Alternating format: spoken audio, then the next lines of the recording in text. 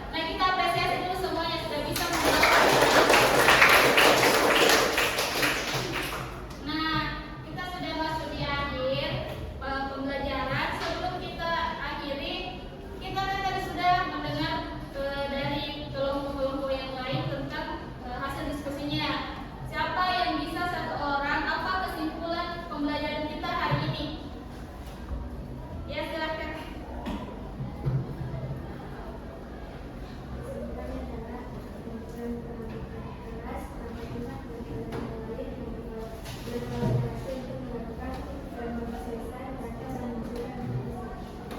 kesimpulannya katanya ada perangkat keras, ada perangkat lunak yang bisa berkolaborasi ya. Yang pertama input, processor,